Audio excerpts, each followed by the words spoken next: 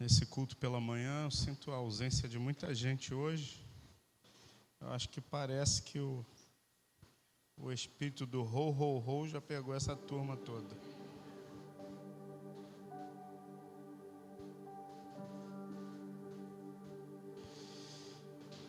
Olhe para o seu irmão e diga: Deus tem uma nova história para você. Deus é especialista em escrever novas histórias. Deus é especialista em escrever novos capítulos, novas páginas na vida da gente. E eu quero dividir com você uma página nova que Deus escreveu na vida de um dos maiores reis que Israel já teve. Eu queria que você abrisse sua Bíblia em 1 Samuel, capítulo de número 21. Estou vendo aqui um amigo de longa data, aqui, o Maurão. Ô, querido, que benção. Que bom tê-lo aqui. Vamos lá. O neném está tossindo aí. Ô, glória. Vamos lá? 1 Samuel, capítulo 21.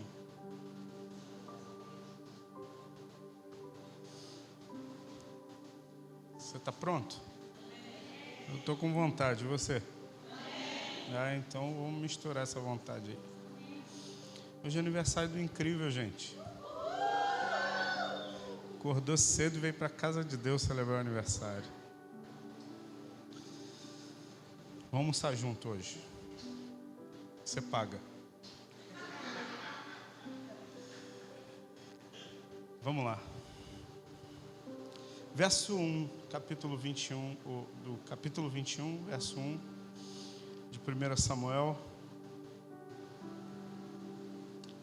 Então veio Davi a Nobe, ao sacerdote Aimeleque. Aimeleque, tremendo, saiu ao encontro de Davi e disse-lhe: por que você vem só e ninguém contigo? Respondeu Davi ao sacerdote Aimeleque: o rei me deu uma ordem e me disse: ninguém saiba, porque te enviei e que te incumbo. Quanto aos meus homens, eu combinei que me encontrassem em tal e em tal lugar. Agora que tens à mão, dá-me 5 pães, ou o que se achar. Respondendo o sacerdote a Davi, disse-lhe: eu não tenho pão comum à mão, há porém o pão consagrado. Se ao menos os teus homens se abstiverem das mulheres. Respondeu Davi ao sacerdote e lhe disse: sim, como sempre quando saio à campanha, foram-nos vedadas as mulheres, e os corpos dos homens não estão imundos. Se tal se dá em uma viagem comum, quanto mais serão puros hoje. Deu-lhe, pois, o sacerdote pão consagrado, porquanto não havia ali outro, senão os pães da proposição, que se tiraram de diante do Senhor, quando trocado no devido dia por pão quente. Achava-se ali naquele dia um dos servos de Saul, detido perante o Senhor, cujo nome era Doeg, edomita, o maioral dos pastores de Saul. Disse Davi a Aimeleque: não tens contigo aqui a mão, lança ou espada alguma? Porque eu não trouxe comigo nem a minha espada, nem as minhas armas, porque a ordem do rei era urgente. Respondeu o sacerdote: espada de Golias, o filisteu a quem mataste no vale de Elá, está aqui, envolta num pano atrás da estola sacerdotal. Se a queres, leve-a, porque não há outra aqui, senão essa. Disse Davi: não há outra semelhante. Dai-me. Fecha os teus olhos. Espírito Santo, desde o início dessa reunião, desse culto, o Senhor tem falado ao nosso coração. Através das canções que foram ministradas, através da palavra da oferta, através da dança das meninas.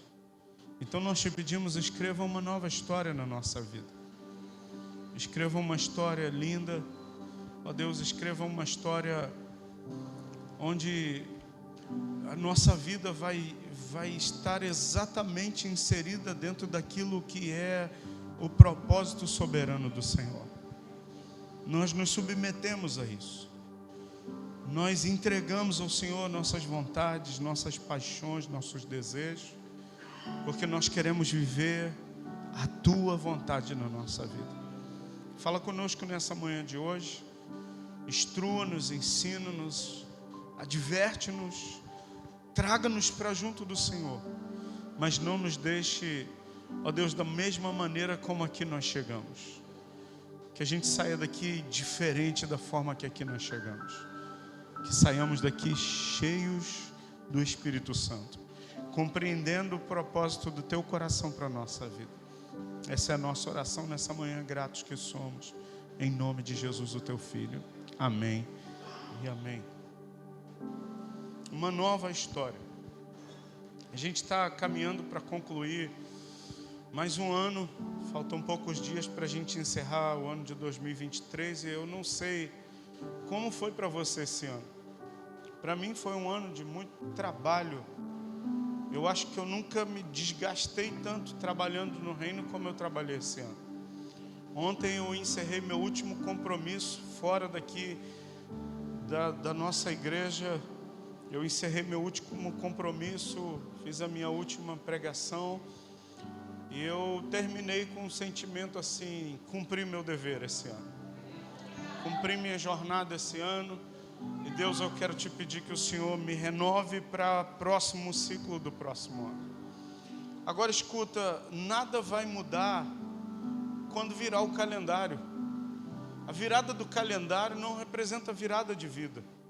A virada do calendário de dezembro para janeiro, de 23 para 24, não representa que a sua vida também vai mudar. O que representa uma mudança de vida, o que representa a minha vida ser mudada, é o quanto eu me sujeito, me submeto e me entrego àquilo que Deus quer fazer na minha vida.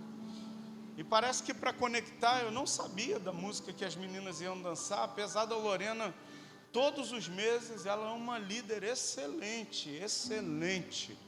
Todos os meses, com muita antecedência, ela fala: pastor, nós vamos dançar essa música. Essa música vai ser nesse dia, essa música vai ser no outro dia.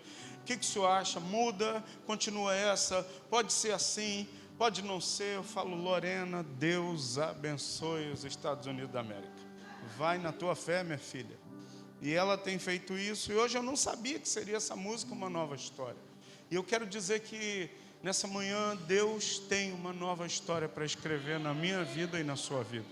Esse ano que está encerrando para mim foi um ano muito bom, de muito desgaste, de muito trabalho, de muita transpiração, porque às vezes a gente espera que as coisas caiam lá do alto, irmão, que aconteçam milagres. Escuta, você vai precisar transpirar bastante. Você quer uma nova história? Você vai precisar transpirar, mas o nosso grande problema é que a gente transpira dentro daquilo que Deus não mandou a gente fazer, e a gente transpira e não tem resultado.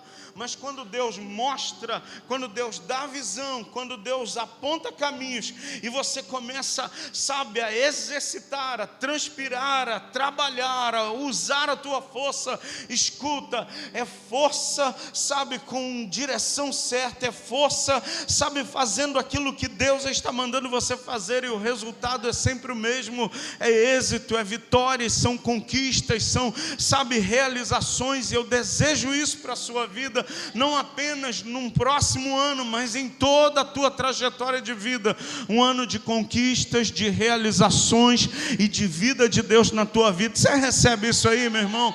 Eu aprendi que a profecia, quando sai do altar, sempre está em busca de um recebedor. E se não tem, ela volta, meu irmão. E eu quero declarar, como profeta nessa manhã de hoje, que Deus está abrindo portas, sabe? Deus está abrindo novos ciclos na nossa vida espiritual. E se você crer, e se você se comprometer com aquilo que é vontade de Deus para a tua vida, eu quero te dizer, um tempo de conquistas que você nunca experimentou vão chegar diante de você, em nome de Jesus. Agora vamos compartilhar um pouquinho desse texto aqui. A figura em questão é a figura do maior rei de Israel. Mas quem era Davi nesse momento, ô Márcio? O Davi nesse momento, Daiane, era alguém que tinha uma unção. Ele foi ungido para ser rei. O Espírito do Senhor estava agindo sobre ele, porque o Espírito de Deus, na época de Davi, agia sobre 3 tipos de pessoas: sacerdotes, reis e profetas. Quando um rei ascendia ao trono, ele era ungido, e naquele ato da unção, o Espírito do Senhor vinha sobre ele, não dentro dele, mas sobre ele, e aí ele estava habilitado para governar. Só que o Espírito do Senhor já tinha saído do rei, que estava ainda no governo, chamado Saul, e já tinha se estabelecido sobre a vida de Davi. Davi estava tinha unção para governar, mas ainda não era o tempo de governar. Eu quero te dizer que para todas as coisas debaixo desse solzão que a gente está vivendo, tem um propósito de Deus. O fato de você estar aqui, há um propósito de Deus. Escuta, a gente está nesse ambiente hoje, tem um propósito de Deus. Então eu preciso esperar o tempo para o propósito acontecer. Davi tinha unção, Davi tinha o Espírito sobre ele, mas ainda não era o tempo do governo, ainda não era o tempo dele sentar no trono, ainda estava Saul. E é interessante quando a gente fala disso, sabe por quê? Porque Davi tinha tudo para governar. Ele poderia, expulsar o Saul, matar Saul, e ele teve várias oportunidades. Numa delas, um dos homens de Davi, o Saul está dentro da caverna, diz a tua Bíblia, ele estava aliviando o ventre. Quer que seja mais claro no aliviar o ventre? Saul estava lá atrás da caverna, irmão, na posição. Só que o Davi estava atrás dele. Os homens de Davi. Deus entregou os teus inimigos nas tuas mãos. Pensa Deus entregar o teu inimigo nas tuas mãos. Tem gente que... O Davi saca a espada dele. Ele corta só um pedaço do manto. Quando ele corta um pedaço do manto, diz a Bíblia que ele sente o coração bater. Mas o nosso coração bate o tempo todo, irmão. O coração da gente não para de bater. Quando a gente sente o coração bater, é porque a gente está tendo palpitações. Geralmente isso acontece quando a gente é submetido a um susto, ou uma surpresa. A adrenalina vai lá em cima. Davi sente, sabe por quê? Cara, ele é um ungido do Senhor. Davi se recolhe. Saul termina de fazer o mistério. Quando ele sai com o manto rasgado. Sabe por quê? Quem já não tem mais o Espírito sobre ele, o manto começa a ser rasgado. Tem um monte de gente com o manto rasgado porque já não percebeu que o Espírito saiu. Ele só tem o título, mas ele não tem mais o Espírito. E eu quero dizer que nós não somos pessoas que carregam títulos. Nós somos pessoas que carregam o Espírito na nossa vida. Você entende isso, irmão? Sabe, aqui nesse ambiente, eu posso falar da minha casa espiritual. Aqui não é um lugar de título. Eu nem costumo, não é falta de respeito. Diácono fulano de tal. Aí o diácono dá uma... Aleluia. Louvado seja Deus. A gente não tem esse costume. A gente não tem o costume, de virar o ano, aí fazer a eleição da nova diretoria. Irmão, vim de uma igreja que anualmente se fazia a mudança dos cargos de liderança. E aí quando ia chegando no final do ano, irmão, a chapa tal, a chapa quente, irmão, era disputado voto a voto. E eu, garoto, né? Falei, estranho isso. Parece que eu já vi isso na televisão. Escutem, as pessoas viviam do título e não da unção. Eu quero dizer que o nosso ambiente aqui, a gente vive da unção e não do título. Porque eu aprendi, meu irmão, sabe, que a unção de Deus, ela te capacita para você fazer coisas extraordinárias. Eu quero declarar que a unção de Deus caia sobre nós nessa manhã. Que a unção de Deus caia sobre a sua vida de tal maneira, sabe, que os teus atos, teus feitos, tuas ações glorifiquem a Deus em tudo. Que a sua casa, a sua família glorifique a Deus em tudo, por causa desse derramar do Espírito Santo sobre a sua vida. Mas o Davi agora, ele é um cara que tinha unção, ele tinha o Espírito sobre ele, ele tinha uma palavra: você vai ser o próximo rei, você vai governar todo Israel. Mas escuta, ainda não era chegado o tempo, e o rei que estava sentado no trono estava perseguindo Davi. Davi estava fugindo. Ele foi ungido com 17 anos. Aqui, Davi já tinha fugido há muito tempo. Ele está há muito tempo fugindo. Da unção até o reinado, se não me engano, são de 20 a 25 anos que Davi está em fuga. Deixa eu perguntar para você, quanto tempo que você está esperando por algo de Deus acontecer na sua vida? A gente vive numa geração imediatista, de coisas rápidas, tem que ser papum, e tem que ser um negócio ligeiro. E a gente esquece que Deus não trabalha no nosso cronos, Deus não trabalha no nosso tempo do relógio, Deus trabalha no tempo dele. E o tempo de Deus é perfeito, o tempo de Deus é exato. Deus não erra nem um segundo, meu irmão. E eu quero te dizer que o tempo de Deus na tua vida, pastor, o senhor vai usar aquele jargão gospel, o tempo de Deus está chegando. Não, o tempo de Deus na tua vida vai chegar. Agora eu sou uma figura importante nesse tempo de Deus. O tempo de Deus não significa que eu vou ficar deitado assistindo pica-pau, tomando limonada. E aí, como é que você está? Esperando o tempo de Deus. E aí, como é que você está nele? Estou esperando o tempo de Deus. Enquanto eu espero o tempo de Deus, vou vendo pica-pau e tomando limonada. Não. Esperar o tempo de Deus é ouvir direções do Espírito. Esperar o tempo de Deus é saber, agora é a hora de atuar. Esperar o tempo de Deus é você estar no lugar, posicionado como Deus quer que você esteja. E eu quero te dizer nessa manhã, hoje é manhã da gente começar o nosso posicionamento. Deus me mandou estar aqui, e eu não saio do lugar, da posição, do espaço, da geografia que Deus me estabeleceu. Você entende isso, irmão? Escuta, se eu fosse pelas minhas emoções, se eu fosse caminhar pelos meus sentimentos, eu não estaria te pastoreando. Eu não estaria aqui. Pastor, por quê? Porque eu sou uma ovelha ruim? Não tem nada a ver com você, é porque eu era ruim. Porque a minha vida estava sendo aperfeiçoada. Eu lembro que eu participei de um seminário ali em Honório Gurgel, com um ministério de adoração que eu tinha uma admiração gigantesca.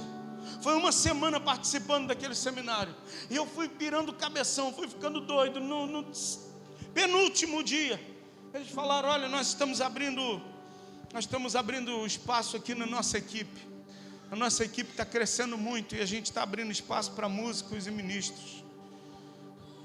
Eu falei: é a minha hora, eu vou me embora daqui. Eu falei: Cristiane, vamos. Ela falou: mas você tem uma palavra de Deus? Eu falei: Deus não está usando esses caras aí que eu estou ouvindo essa semana toda. Ela falou: não, você tem uma palavra de Deus que é para a gente ir? Eu falei: Cristiane, é o meu sonho. Ela falou: mas e Deus? Se fosse pelas minhas loucuras, eu não estava mais aqui. Primeiro, por um sonho. Segundo, pela desistência, irmão. Quanta gente que eu vi desistindo do chamado, abandonando o chamado por causa das aflições, das lutas, das angústias, das dores que a gente passa. Escuta, viver com Deus é viver uma vida extraordinária, mas eu quero te dizer que também é uma vida desafiadora. Jesus disse isso, ele disse: olha, no mundo, Marcos, você vai ter aflição, mas tenha bom ânimo, Mariana. Sabe, viver com Deus, irmão, não é viver um conto de fadas, não é viver uma história de Hollywood, um jardim florido e você correndo, e aquela musiquinha de fundo, e tudo dá certo, e tudo para você, sabe, vai dar tudo muito bem. A Bíblia diz que todas as coisas cooperam para o nosso bem, mas todas as coisas a gente só tem como coisa boa. Às vezes são aflições que a gente passa, cooperam. As aflições que eu passei no ministério me tornaram uma pessoa mais firme, me tornaram um homem, sabe, mais resistente aos combates. Tudo que eu atravessei me tornou quem eu sou hoje, meu irmão. E eu quero dizer para você, Davi tinha uma unção, Davi tinha o Espírito sobre ele, ele tinha uma palavra para governar, mas ainda não era o tempo, ele estava vivendo em fuga. Sai daqui e vai para lá. E nessa fuga de Davi, diz a Bíblia que ele vai para um lugar. E eu quero te dizer, primeiro ponto dessa mensagem, olha o que diz o texto, versículo de número 1. Então veio Davi a Nob. Nob significa lugar alto. Eu quero te dizer, em primeiro lugar, querido, você está vivendo um tempo de fuga, você está vivendo um tempo de antecipação àquilo que Deus quer fazer na sua vida. Você está vivendo um tempo, sabe, de esperar aquilo que Deus falou que vai fazer se estabelecer. Procure um lugar alto. Pastor, que lugar alto é esse? É ir lá para o Batã. A gente estava indo embora no outro dia, eu falei: Cristiano, olha como é que está o monte. Nem tem mais monte, eu acho que ninguém está indo mais lá em cima orar não, acho que não pode mais. Ela falou: e aí, vamos terminar o ano daquele jeito de novo? Porque teve um ano que a gente fez 40 dias subindo o monte, irmão. Essa mulher inventou essa história de subir o monte. Eu falei: Cristiano, não dá para fazer 40 dias no quarto? 40 dias na sala, 40 dias no altar da igreja. A gente morava na igreja nessa época, era tão fácil, era pular da cama. A gente quase rolava da cama, caía dentro do altar.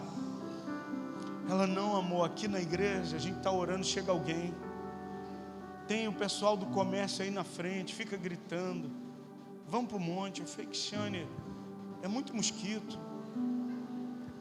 Ela falou: não, amor, tem um lugarzinho bom lá. O lugarzinho bom que ela me levou, no meio do matagal, irmão. Ela tem um muro, é o muro das lamentações. Eu falei: que muro das lamentações? É o muro do militar. Ela: ai, aqui eu venho. E vai eu e a Fátima. A Fátima muito doida, ia com ela, irmão. Caramba, lá vai eu, 40 montes. Aí a gente gosta de negociar, né? Começamos os 10 últimos dias de novembro e a gente ia até o dia 31 de dezembro. E aí quando foi o dia do Natal, a gente estava na casa da mãe dela.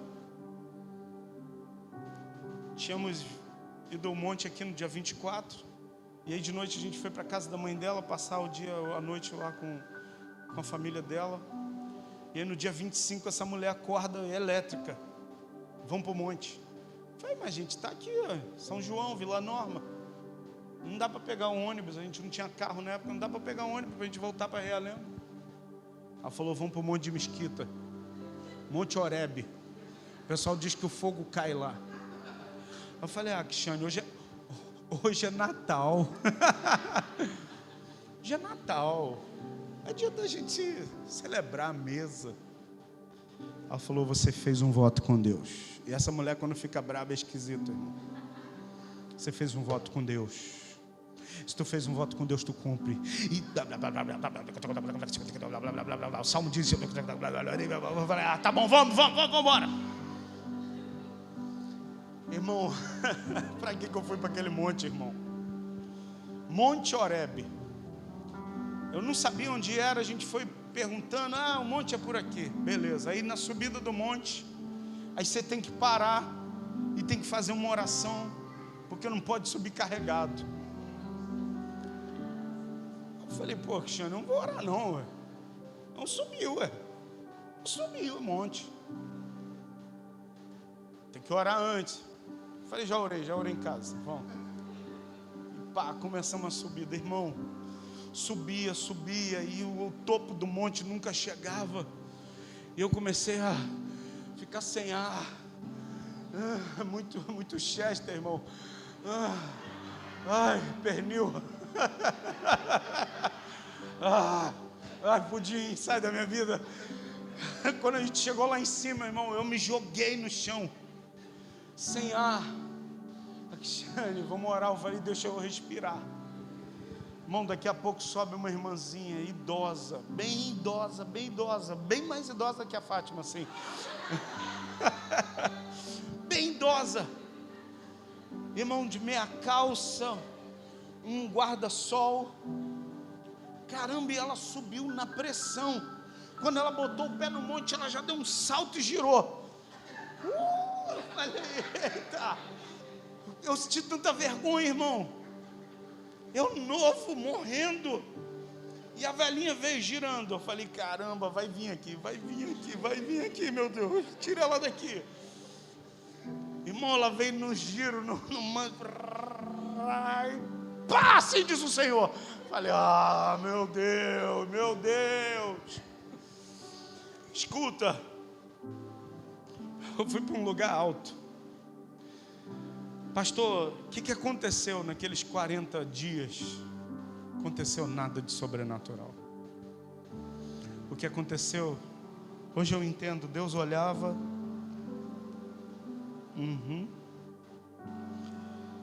Continua assim, Júnior. Deus não fez nada. Não mudou nada na minha vida. Aparentemente, nada estava mudando.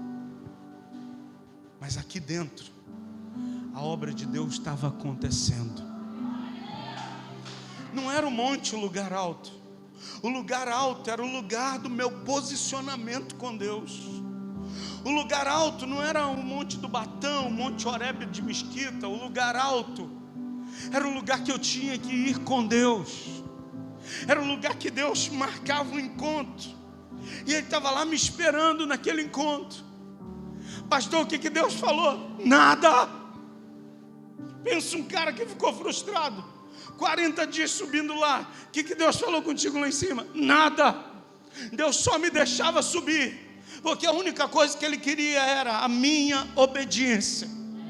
Deus só queria saber se eu ia concluir aqueles 40 dias de oração, onde eu estaria perto dEle. Mas pastor, não valeu, meu irmão, valeu muito. Porque depois daqueles 40 dias, a gente começou a experimentar coisas que olho não viu, ouvido não ouviu e que nem subiu ao coração de homem nenhum. Que aqueles 40 dias eu estou aqui até hoje, firme, sem retroceder na fé, por causa daqueles 40 dias onde Deus não falou nada, mas Ele me olhava. Continua, filho. Escuta, hoje Deus está falando com você. Ele quer escrever uma nova história, mas você precisa procurar os lugares altos da tua vida. Eu acho que você subiu a escada, né? Já começou. Mas tem um lugar alto que você precisa ir. E esse lugar alto é no centro da vontade de Deus para a tua vida. Porque nos lugares altos, irmão, as aflições do tempo presente não vão te achar. Nos lugares altos, as lutas, sabe, que te cercam, que te rodeiam, não vão ser capazes de te paralisar. Nos lugares altos, os flecheiros inimigos não conseguem te acertar. Nos lugares altos, meu irmão, a única coisa que te encontra é a presença do Pai. E eu quero te dizer, vá para o lugar alto hoje. Então Davi veio a Nob, o lugar alto, ao sacerdote Aimeleque. Aimeleque tremendo saiu ao encontro de Davi, porque ele sabia quem Davi era, e disse: por que você vem e ninguém contigo? O Davi responde para o Abimeleque. Só que a Bíblia diz, versículo de número 3: agora que tens a mão, Dá-me 5 pães ou o que você achar. Escuta, Davi estava com fome, irmão. Sobe para o lugar alto, mas sobe com fome. Pastor, mas a fome que o Davi tinha era de se alimentar, porque ele estava fugindo. É verdade. Davi devia de estar com a barriga roncando, que ele estava fugindo do Saul. Mas olha o que diz o texto. Versículo 4, você pode acompanhar comigo?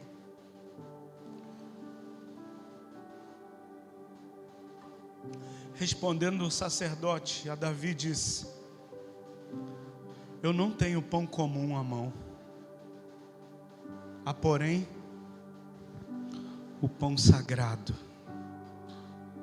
Escuta, Deus não tem pão comum para você. Deus tem pão sagrado para você. Esse pão sagrado, deixa eu explicar. Pastor, é o pão da Santa Ceia? Não, não é. Esse pão sagrado, existia o tabernáculo. O tabernáculo tinha o átrio, onde tinha o altar de fogo do holocausto. Depois do altar do holocausto tinha uma bacia de bronze, cheia de espelho dentro, onde o sacerdote se lavava para entrar no tabernáculo.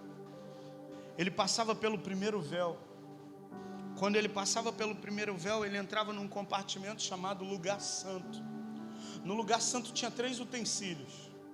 De um lado a mesa dos pães da proposição, a mesa do pão consagrado. Do outro lado a menorá, ou a gente chama de candelabro, que era a lâmpada de Deus que iluminava aquele ambiente. E na frente, um altar de incenso, onde o sacerdote colocava incenso, queimava e saía uma fumaça. Aquele pão era colocado ali semanalmente. Colocavam-se os pães em cima da mesa dos pães, e aquele pão era do Senhor. Era um pão, por isso chama pão sagrado, ou em outras versões, pão consagrado. E de semana em semana aquilo era trocado, era colocado pão fresco, quente ali. E aquele pão era tirado, era removido e era descartado, ninguém podia comer, porque aquilo era do Senhor. E quando Davi chega lá, no lugar alto, ele fala para o sacerdote, porque era um ofício sacerdotal, a troca do pão, o cuidado com os utensílios sagrados do tabernáculo era um ofício sacerdotal e levítico. Aí o Davi fala: tem alguma coisa para mim comer? Tem 5 pães. Davi queria matar a fome, mas Deus queria saciar a alma dele. Talvez você chegou aqui: eu preciso de uma cura, eu preciso de um milagre, eu preciso, sabe, de uma ação de Deus nessa área da minha vida, mas Deus quer te dar a presença dele. O pão consagrado representa a presença de Deus na nossa vida, Márcio. Como eu venço as minhas lutas quando eu me alimento da presença. Como eu venço os meus combates quando eu me alimento da presença. Como eu venço e Deus escreve um novo capítulo, uma nova história. Primeiro, quando eu subo aos lugares altos. Segundo, quando eu me alimento da presença de Deus, meu irmão. E eu quero te dizer que você veio nessa manhã de domingo para você se alimentar da presença de Deus. Nós não estamos aqui para cumprir uma tabela, é mais um culto, é mais uma manhã de domingo. Não! Eu me nego a chegar aqui nesse lugar só para cumprir uma tabela, porque eu sou pastor. Eu me nego a isso, irmão. Sabe qual é a minha luta diária, constante? É não perder esse fogo de Deus na minha vida. É chegar aqui, é subir nesse altar para pegar o violão, a guitarra, para ministrar a palavra, para cantar, para orar, para fazer o que for, mas não perder o fogo da presença, irmão. Eu quero dizer para você, se você perdeu o fogo da presença, eu quero te dizer que tem pão consagrado à mesa hoje para você comer. Tem pão da presença hoje para você comer e se alimentar. Eu falei isso já algumas vezes, eu vou repetir isso para você. A música que a gente cantou hoje, que a pastora ministrou, Grande é o Senhor, Eu conto ela desde 98, que foi o ano que a gente chegou aqui para servir no ministério do meu pai. Mas eu toco essa música, cantar desde 98, tocar antes disso. Mas eu sempre conto de 98 para cá. Eu não sei quantos anos tem, conta aí para mim. 98 a gente está 23. 25, obrigado. São 25 anos que eu canto essa música, toco essa música. E todas as vezes que canto, todas as vezes que toca, para mim, é como se fosse a primeira vez que eu estou tocando. Hoje, quando estava tocando aqui, eu falei, Deus, obrigado, é mais uma vez que eu estou tocando, mas é novo hoje. É a primeira vez. Por quê? Porque eu não posso perder se eu tocar. Já conheço essa música. Já sei esse texto. Já conheço tudo. Escuta, morri, só falta jogar areia em cima e me enterrar. E às vezes a gente está entrando e saindo daqui sem presença. Já sei esse texto. Já sei, começa com oração, depois vem o louvor, aí vem palavra de oferta, depois as meninas vão dançar, acaba a dança, o pastor vai subir, vai falar, eu estou com vontade de pregar, você está com vontade de ouvir?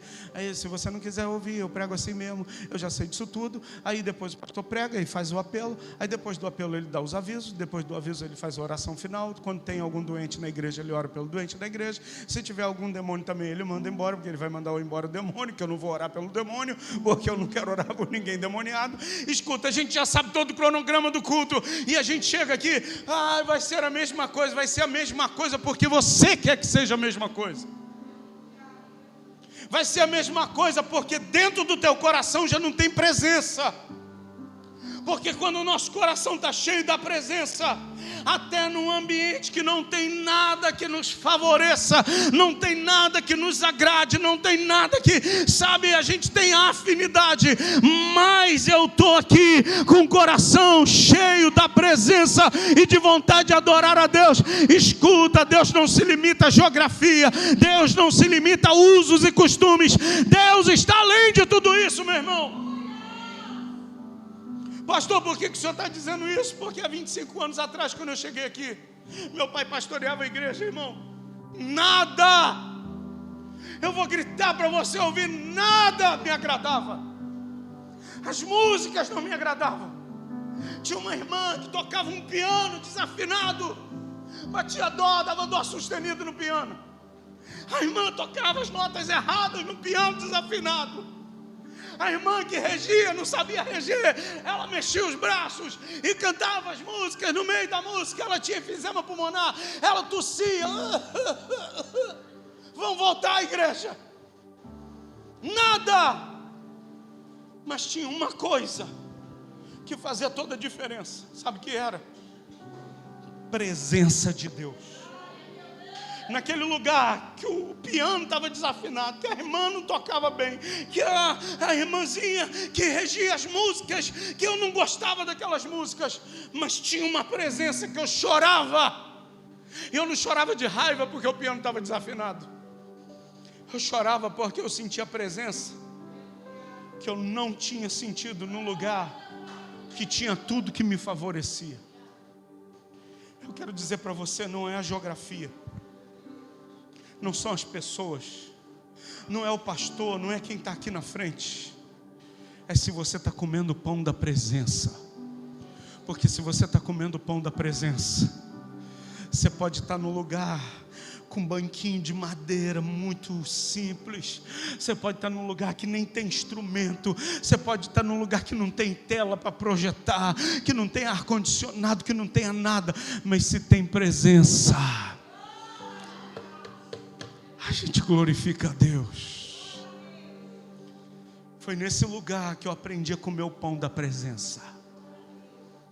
Eu e Cristiane, a gente foi comendo o pão da presença. Meu pai não me dava nenhuma moleza, irmão. Quando a gente chegou, 700 anos de igreja, meu pai falou, vocês vão para a classe de novos convertidos.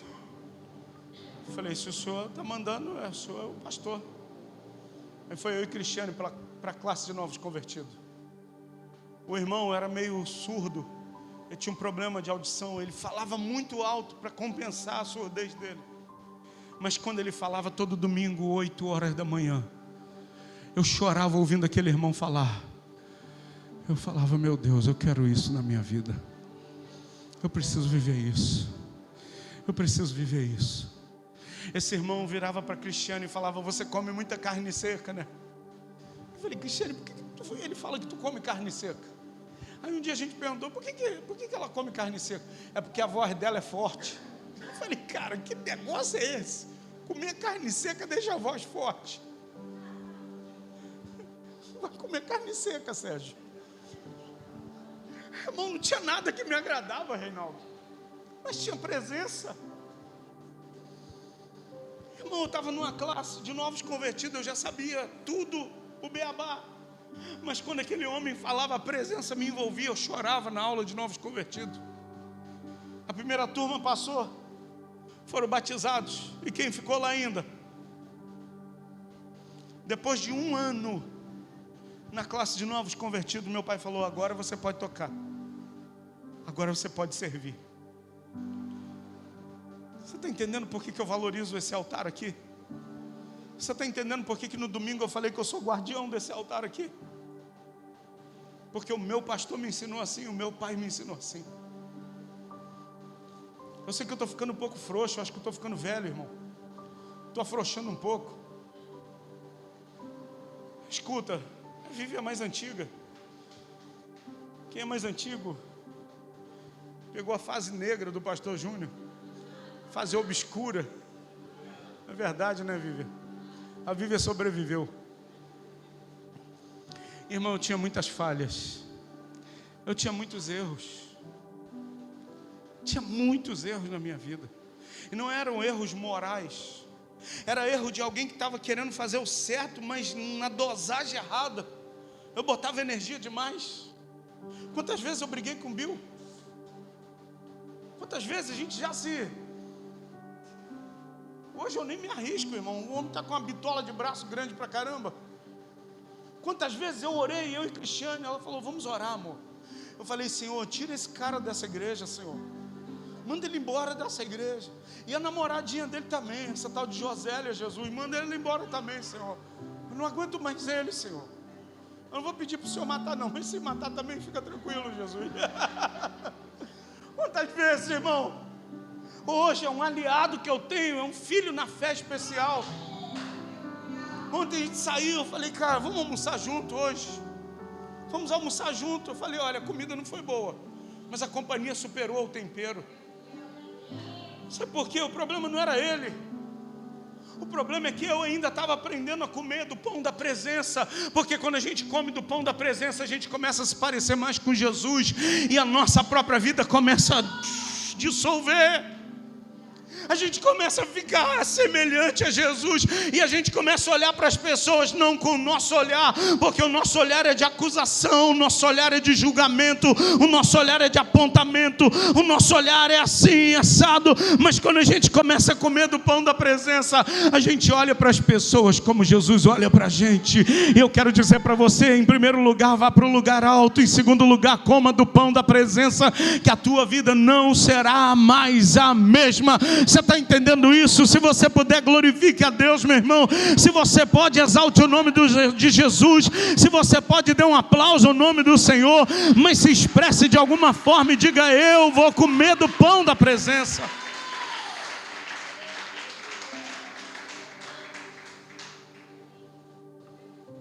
Escuta, verso de número 7. Davi come do pão. O verso 7 diz, achava-se ali, naquele dia, um dos servos,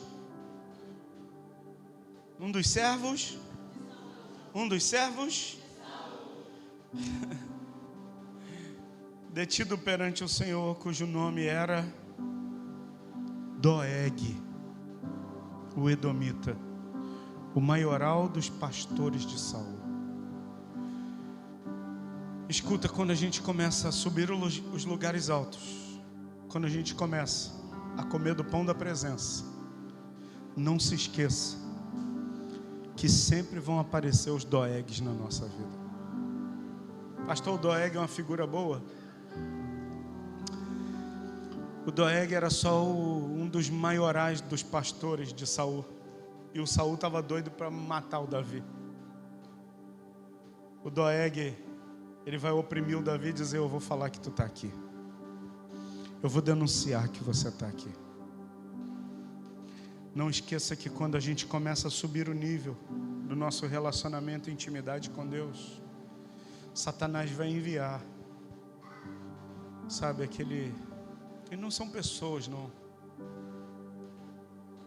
seus enviados, para querer nos desestabilizar. Mas é nessas horas que Deus permite essas coisas acontecer. Para escrever a nossa história, a gente precisa da terceira coisa. Versículo de número 8. Quando Davi sabe que Doeg está no ambiente, Davi disse para o Aimeleque: você tem à mão uma lança ou uma espada? Porque eu não trouxe as minhas armas. Eu não trouxe minha espada. Eu não trouxe minhas armas. O Davi entende, o Doeg veio, ele vai me denunciar, eu vou morrer. E eu estou sem arma, eu não posso lutar. Davi diz para o sacerdote: você tem lança ou espada? Porque eu não trouxe nada. Eu vim sem espada, eu vim sem armas. Aí o sacerdote fala: sabe o que? Eu tenho aqui.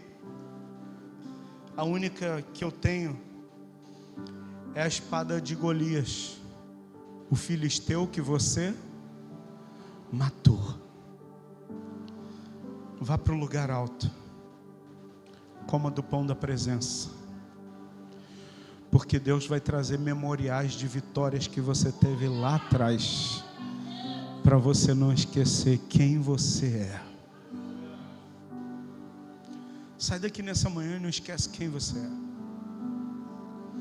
Quando eu e a pastora, a gente passa por alguns apertos, a primeira coisa que eu lembro, sabe o quê? Eu olho para trás e lembro dos memoriais. Aquele dia, Senhor, o Senhor me fez vencer essa batalha. Aquele tempo, o Senhor me deu vitória sobre essa situação. Naquele dia, o Senhor me deu vitória sobre aquele gigante. Eu não vou morrer dessa vez. Eu vou vencer mais uma vez como eu venci da outra. Eu quero dizer para você, hoje Deus te trouxe aqui para o segundo andar. Não é um lugar alto, mas é o segundo andar, para você comer o pão da presença e para falar para você que os memoriais, que coisas que marcaram a sua vida, você precisa resgatar elas, entender como você venceu lá atrás. Você vai vencer outra vez. Pastor, eu nunca tive uma vitória.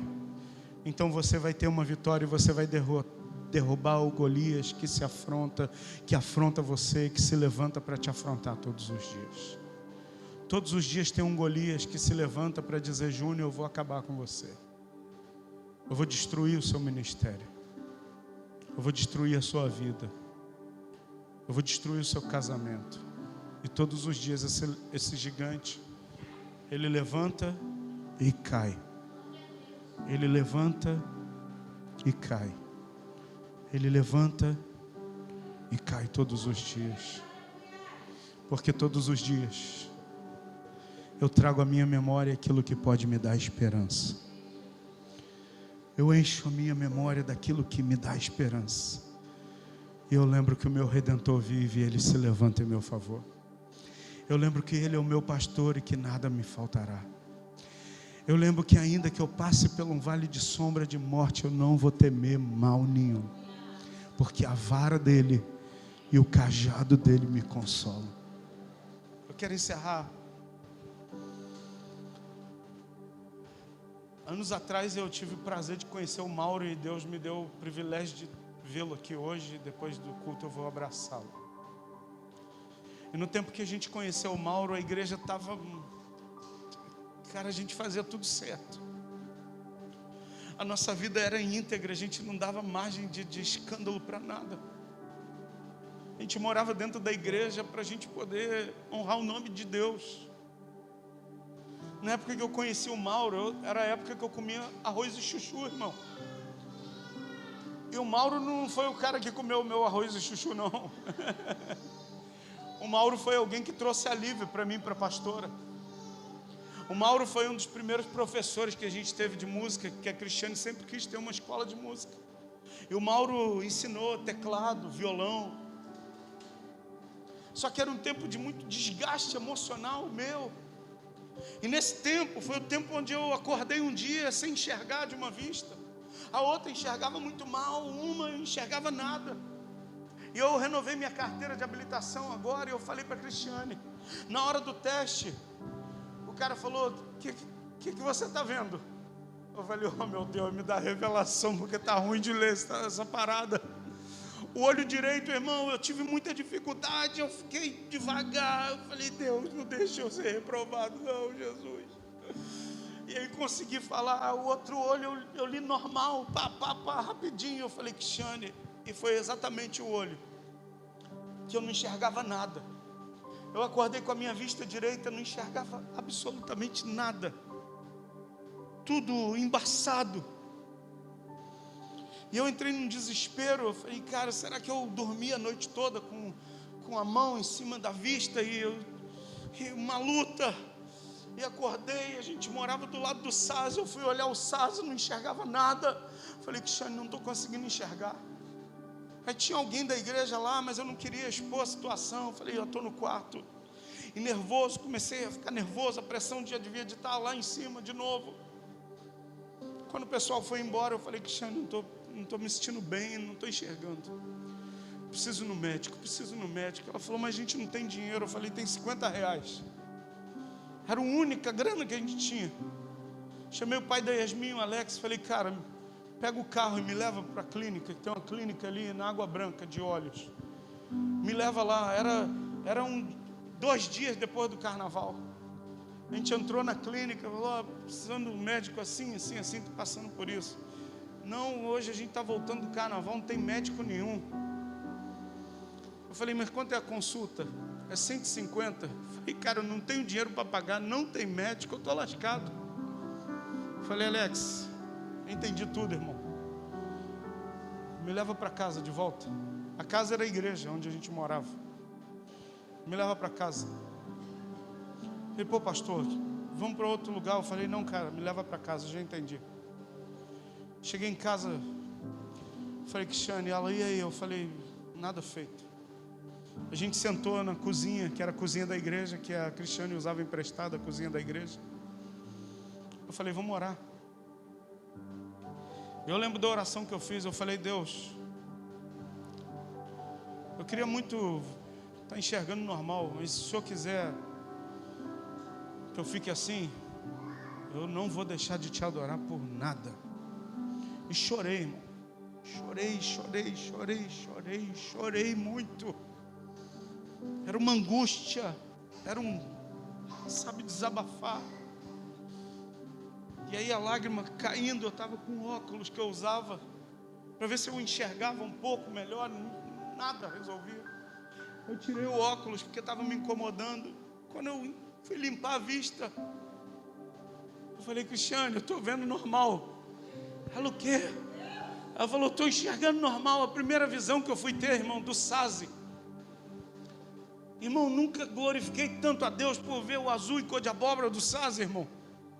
Eu falei, eu estou vendo. E gritava. E ela também entendeu, a cura chegou e a gente começou a gritar e glorificar a Deus. Quem chama lá embaixo? Pastor Júnior. Ô pastor. Eu falei, tem alguém me chamando, Cristiane, mas eu não quero atender não, porque está tão bom aqui. Ô pastor. Quando eu fui ver quem era, Mauro Henrique. Estava o santo homem lá, eu falei, cara, ele está orando, eu falei, estou gritando. Sobe aí, vem orar com a gente. Escuta, Deus quer escrever uma nova história, mas a gente tem que subir os lugares altos. Subir os lugares altos vai fazer você transpirar. Subir os lugares altos você precisa se exercitar para chegar lá em cima. Segundo lugar, nos lugares altos, Deus sempre vai nos alimentar com o pão da presença. Porque quando a gente está lá em cima, a gente está se alimentando da presença, sempre vai vir um enviado da parte de Satanás. E aí é a hora de Deus nos lembrar: eu vou ativar a tua memória. As vitórias que você teve lá atrás, você vai vencer mais uma vez. Você vai vencer mais uma vez. E eu quero dizer para você, o ano está terminando, a gente vai virar o ano aqui na igreja. Quando a gente romper o ano, Deus vai estar te lembrando: você venceu em 2023, você vai vencer em 2024, você venceu nos anos que ficaram para trás, você vai vencer nos anos que estão começando, você vai vencer mais uma vez. Fique de pé em nome de Jesus. Eu quero orar por você e junto com você, e eu quero pedir que Deus te alimente do pão da presença, que você suba aos lugares altos, porque ainda tem uma unção sobre a sua vida, porque ainda tem uma promessa. Você vai sentar no trono, Davi. Você vai se sentar no trono, Davi. Você vai sentar no trono, Davi. Fique de pé, por favor. Fique de pé. Eu tenho uma admiração muito grande pela figura do Davi. Primeiro, por ser um músico. E por mais do que ser um músico, ser um salmista, um adorador. E como um dos maiores reis de Israel.